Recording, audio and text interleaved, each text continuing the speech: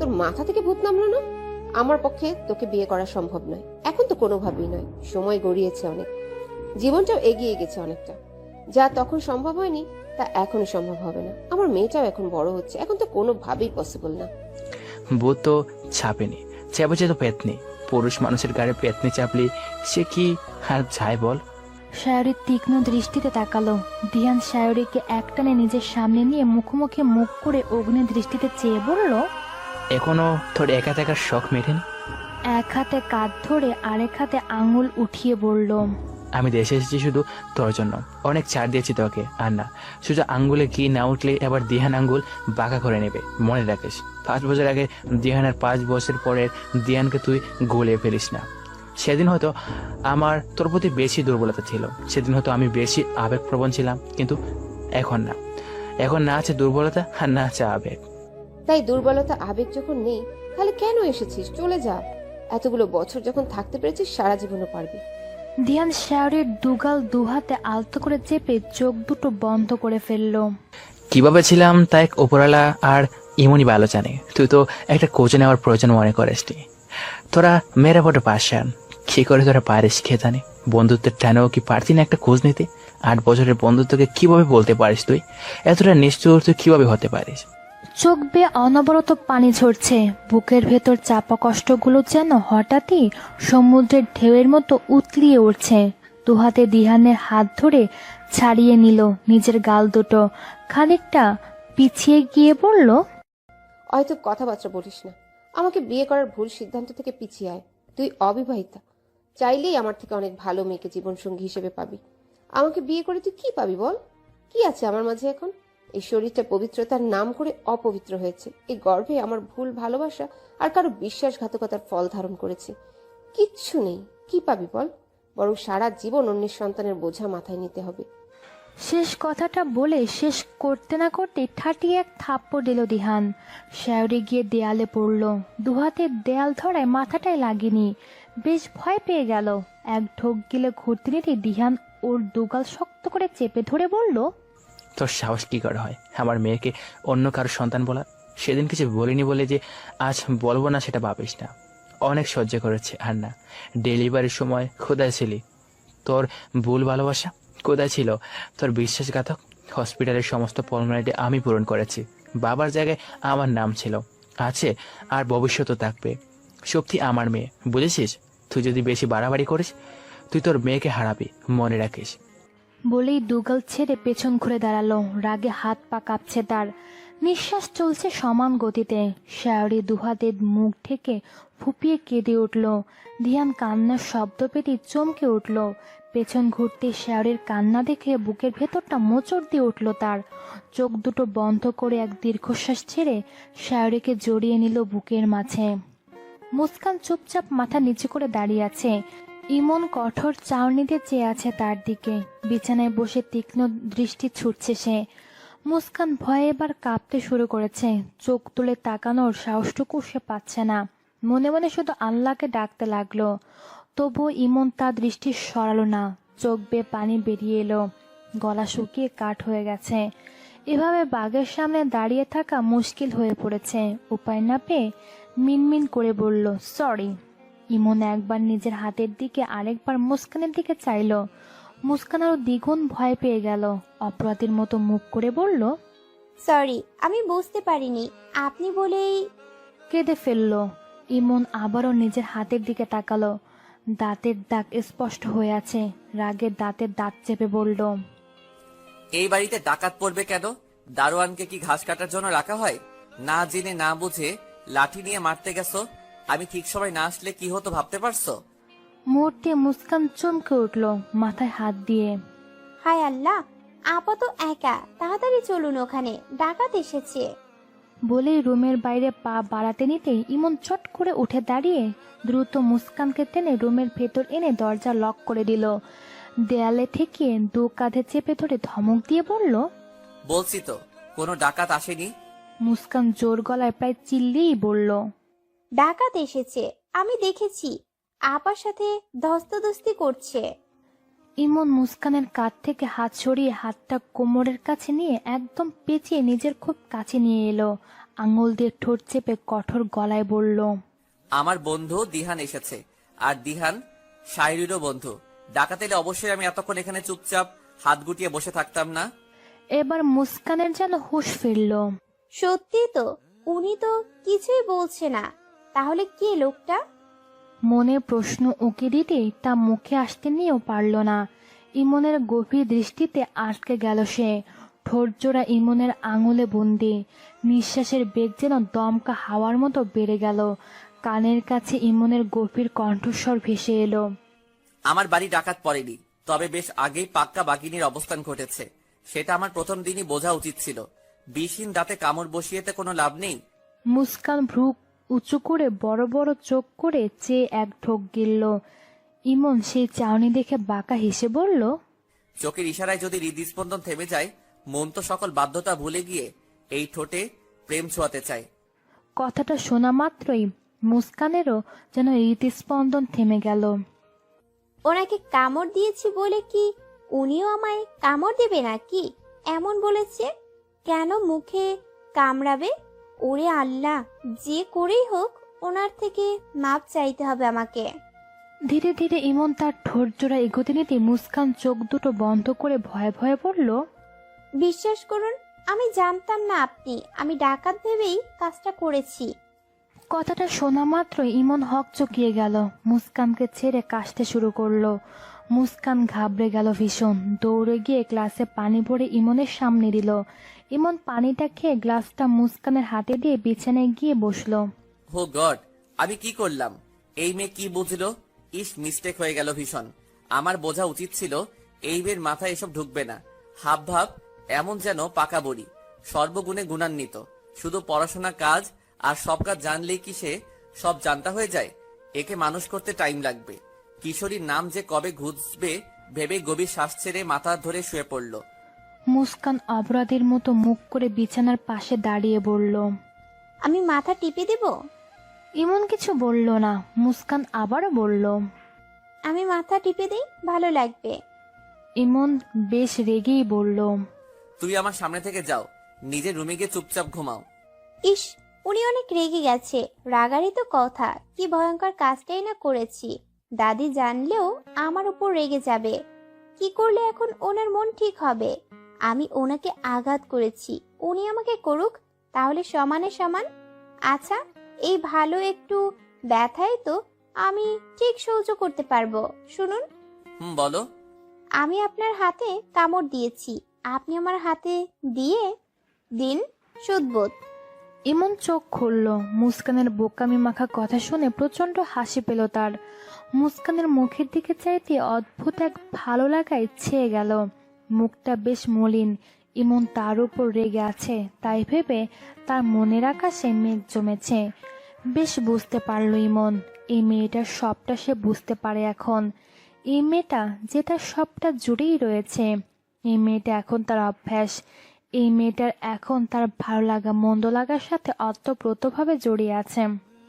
কি হলো, দিন না, তারপরে আমি চলে যাব। ইমনের ঘোর কাটলো। মুস্কানের হাত পেতে আছে তার ভাষা শোধবোধ করার জন্য। কি যেন হয়ে গেল। তার নেশাভরা গলায় বলল, আমি শোধবোধ সহজভাবে করি না, যতটা আমি পেয়েছি তার দ্বিগুণ ফেরত দিব বলেই। একটানে মুস্কানকে নিজের উপর ফেললো। এক হাতে কোমর জড়িয়ে আরেক হাতে ঘাড় চেপে গলায় গভীরভাবে ঠোঁট ছোঁয়ালো। মুস্কানের অদ্ভুত কাঁপনি শ্বাস অনুভব করতেই শোধবোধ করার জন্য কামড় বসালো। ব্যথা পেলেও টু শব্দটি করল না সে। শুধু দুহাতে শক্ত করে চেপে ধরল ইমনের শার্ট।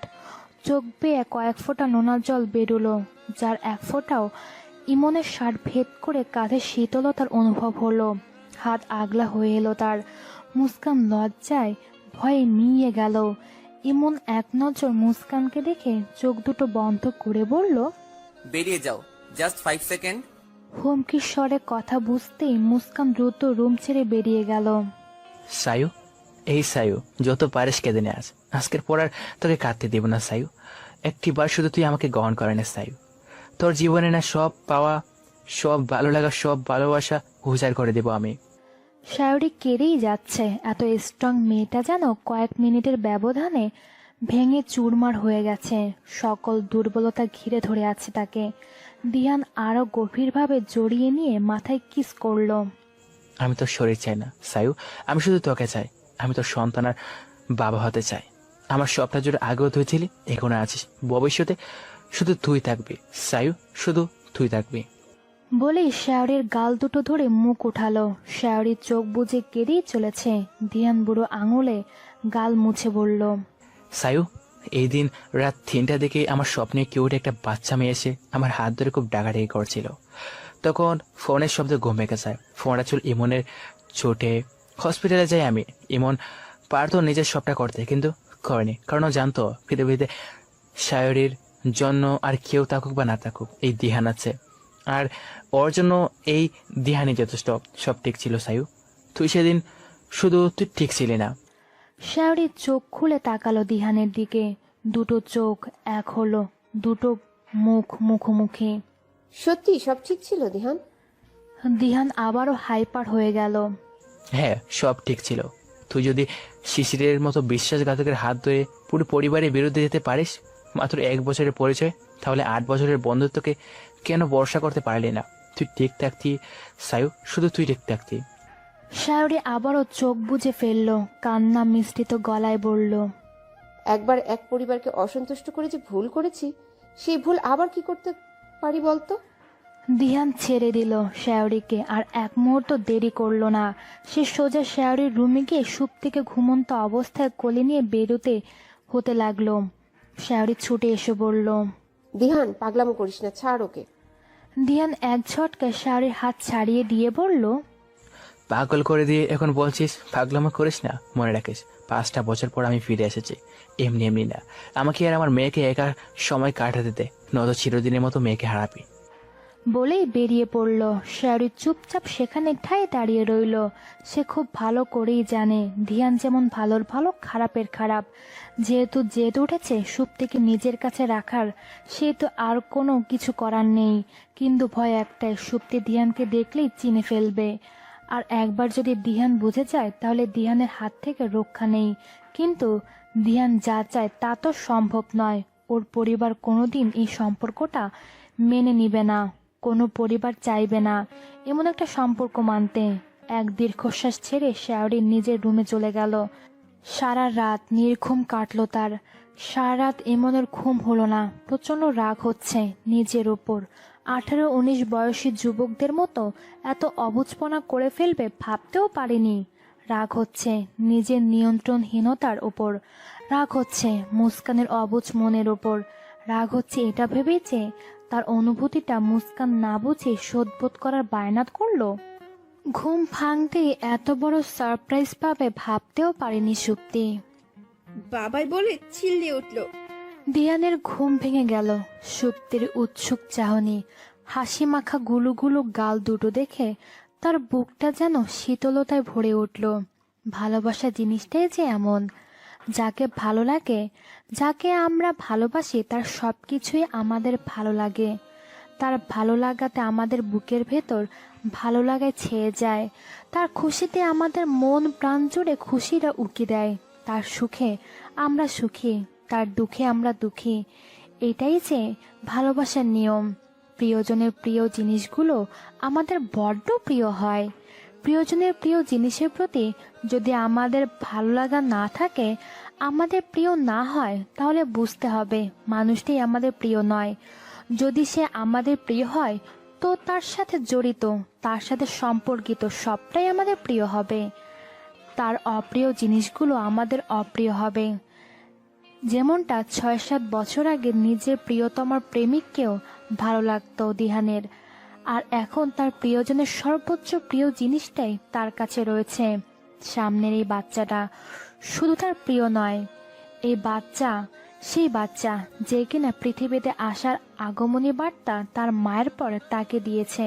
হ্যাঁ, যেদিন থেকে দিহান জানতে পেরেছিল শায়রি প্রেগনেন্ট, সেদিন থেকে এমন কোনো রাত নেই যে তার স্বপ্নের ছোট কিউট বাচ্চা না আসতো। কখনো হাত ধরে টানতো, কখনো ছোট ছোট গোলাপি রাঙা হাতগুলো দিয়ে তার দিকে যাওয়ার আহ্বান করত। আর যেদিন সে পৃথিবীতে আসে সেদিন তো স্বপ্নে বাবা বাবা করে পাগল করে দিচ্ছিল।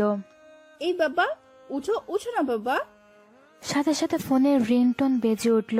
ঘুম ভাঙতে বুকের ভেতরটায় ঝড় উঠে যায়। ইমনের কথা শুনে সে যে অবস্থায় ছিল সে অবস্থায় বেরিয়ে যায় হসপিটালে। জন্মের পর দিহানের কোলে প্রথম জায়গা হয় সুপ্তির। সুপ্তিকে কোলে তুলে নেওয়ার পর অপলক চাহনিতে চেয়েছিল দিহান। বিড়বিড় করে বলতে শুরু করেছিল, কে বলেছে আমি হেরে গেছি? কে বলেছে আমি সব হারিয়েছি? এই তো আমি আমার শ্রেষ্ঠ উপহার পেয়ে গেছি। ইয়েস, আমি আমার মেয়েকে পেয়ে গেছি। এমন দেখ, আমার বুকের সব যন্ত্রণা এক নিমেষে শেষ হয়ে গেছে। আমার বুকটা একদম হালকা হয়ে গেছে। দেখ, আমার মেয়ে একদম আমার মতো হয়েছে। দেখ, ওর শরীর আমার রক্ত বইছে না, কিন্তু ওর মন প্রাণ জুড়ে শুধু আমি থাকবো। আমি ওর একমাত্র বাবা। হ্যাঁ, আমি ওর বাবা। দিহানের কাণ্ড দেখে ইমন কাঁধে হাত রেখে বলল, হ্যাঁ, সব ঠিক আছে। তোর মেয়ে তোরই থাকবে। এখন চুপচাপ থাক, লোকজন নয়তো পাগল ভাববে। বাবুক পাগল, এতে আমার কোনো যায় আসে না। ওরা দেখুক আমি কত ভাগ্যবান। দেখুক ওরা। সত্যিকারের ভালোবাসাকে কখনো কেউ আলাদা করতে পারে না। আমার পবিত্র ভালোবাসা, পবিত্র চাওয়াকে ওই উপরওয়ালা অস্বীকার করতে পারেনি। দেখ, কত বড় উপহার দিয়ে দিল উনি আমাকে। আমার আমার আমার ব্যাংকে ঘুরিয়ে যাওয়াটা তিনি সহ্য করতে পারেননি। তাই তো নতুন করে বাঁচতে, নতুন করে ভালো থাকতে এই অসীম নিয়ামত দান করলো উনি। ভাগ্যের লিখন করাতে যায় না ইমন। যা আমার তা কোনো না কোনোভাবে আমারই হবে। যা তোর তা কোনো না কোনোভাবে তোরই হবে। শাওরের জীবনে যে আসুক, যে যাক, এই দিহান ওর জীবনে চিরস্থায়ী। এই সন্তান যার মাধ্যমে আসুক না কেন, এই সন্তান আমার জন্য এসেছে। হ্যাঁ, ও আমারই, ও আমার, ও শুধু আমারই বলে হালকা করে বুকে চেপে নিল। বাবাই, ও বাবাই, তুমি সত্যি এসেছো নাকি আমি আবারও সুইট ড্রিম দেখছি? মাম্মাম সবসময় ঘুমের আগে বলে দেয় ঘুমালে আমি সুইট সুইট ড্রিম দেখবো, আর আমি সবসময় আমার বাবাইকে দেখি। বলেই দিহানের গলা জড়িয়ে ধরল। সুপ্তির কথাটা বারবার দিহানের কানে বাজতে লাগলো। এটা কি করে সম্ভব শক্তি? আমার সাথে এতটা স্বাভাবিক? আমি তো ভেবেছিলাম কাঁদতে শুরু করবে ঘুম ভাঙলেই। দিহান সুপ্তিকে জড়িয়ে নিয়ে আদরে গলায় বলল, আমার মেয়েটা তো খুব পাকা। সে কি করে বুঝলো তার বাবাই আমি? সুপ্তির সাথে সাথে ছাড়িয়ে চোখ ঘুরিয়ে ঢোক গিলে মাথা নাড়িয়ে বলতে লাগলো, তোমার এত এত ভিডিও মামা মামাকে দেখিয়েছে, তোমার এত এত ছবি আছে আমার কাছে। দিহান যেন বিস্ময়ের চোখে চাইল। শায়রি যে সুপ্তিকে দিহানের ছবি দেখাবে বাবা হিসাবে, তাকে চেনাবে, এটা তার কল্পনার বাইরে ছিল। যাওয়ার তুলনায় বেশি কিছু পেলে মানুষের ভেতর কতটা আনন্দ, কতটা সুখের সৃষ্টি হয়, যারা পায় তারাই বোঝে। সুপ্তি আরো কিছু বলতে গিয়েও থেমে গেল। মুখে বিষাদের ছায়া এঁকে মুখ ঘুরিয়ে বুকের ওপর দুহাত ভাঁজ করে রইল। দিহান ভ্রু কুঁচকে বলল, কি হলো মামনি, বলো। না, তোমার সাথে কথা নেই। কট্টি কট্টি কট্টি। দিহান মুখ ফুলিয়ে সুপ্তিকে টেনে কোলে নিয়ে বসে গালে কয়েকটা চুমু খেলো। কেন আমার মামনি আমাকে আমাকে কাঠি করছে কেন? সুপ্তি অসহায় ভনিতে অদ্ভুতভাবে মুখ ফুলিয়ে কেঁদে ফেলল। তুমি খুব পচা। তুমি মাম্মামকে কাঁদাও, আমাকেও কাঁদাও। সবাই তার বাবার হাত ধরে স্কুলে যায়। ছুটির দিনে ওদের সাথে কত ঘুরে, আইসক্রিম খায়, চকলেট খায়। ওদের বাবা কত ভালোবাসে ওদের, আর তুমি একটুও ভালোবাসো না আমাদের। আর কখনো বাবার কোলে উঠতেও পারিনি, বাবার হাত ধরে স্কুলেও যেতে পারিনি। মামাই, মাম্মাম, অব্র মামাই ছাড়া কেউ আমাকে আইসক্রিম খেতে নিয়ে যায় না। তুমি খুব পচা, খুব পচা। বলে ঘুরে গলা জড়িয়ে কাঁদতে লাগলো। দিহানের বুকটা কেমন কেঁপে উঠল। সুপ্তি তার বাবাকে মিস করে, প্রচন্ড মিস করে। এই বয়সে প্রত্যেকটা বাচ্চাই চায় বাবা মার ছায়ায় বেড়ে উঠতে। সুপ্তিও চায়, এটা অস্বাভাবিকের কিছু না। দিহান এক দীর্ঘ নিঃশ্বাস ছেড়ে বলল, সুপ্তি নাকি খুব স্মার্ট, খুব ইন্টেলিজেন্ট। ইমন তো তাই বলেছে। আমায় তাহলে এমন বোকার মতো কাঁদছে কেন? সুপ্তি কি জানে তার বাবাই একেবারে তার কাছে চলে এসেছে, আর সব আবদার পূরণ করতে, তাকে অনেক অনেক আদর ভালোবাসা দিতে? সুপ্তি চট করে মাথা তুলল। সত্যি? Yes my princess. খাবার গোছাচ্ছে আর মনে মনে ভাবছে, ওনার খুব কষ্ট। বাইরে থেকে যত শক্ত থাকুক, যতই চড়া মেজাজে থাকুক, ভিতর থেকে মানুষটা খুবই ভালো। আগে ভাবতাম হয়তো দুনিয়াতে আমি সব থেকে দুঃখী, কিন্তু এমন ধীরে ধীরে বুঝতে পারছি আমার থেকেও দুঃখী মানুষ এই পৃথিবীতে রয়েছে। পৃথিবীতে সব মানুষের ভিতরেই গভীর কষ্ট লুকিয়ে থাকে। দুঃখ কষ্টবিহীন মানুষ এই পৃথিবীতে বোধহয় একটাও খুঁজে পাওয়া সম্ভব নয়। ইমন চেয়ার টেনে বসতে খানিকটা শব্দে চমকে উঠল মুস্কান। ইমন এরকম চেয়ে আবার চোখ সরিয়ে নিল। মুস্কান খাবার সামনে এগিয়ে দিতে দিতে বলল, শায়রি আপা তো আজ এখনো রুমের দরজা খুললো না। অনেক ডেকেছি, বুয়াও ডেকেছে, তবুও খুলেনি। তো কি হয়েছে? হ্যালো বন্ধুরা, পরবর্তী পার্ট খুব তাড়াতাড়ি আসবে, তো সবাই অপেক্ষায় থাকো। আর চ্যানেলটি যারা এখনো সাবস্ক্রাইব করনি তারা পরবর্তী পার্ট দেখার জন্য চ্যানেলটি সাবস্ক্রাইব করে রেখো। ধন্যবাদ সবাইকে, আমাদের সাথেই থেকো।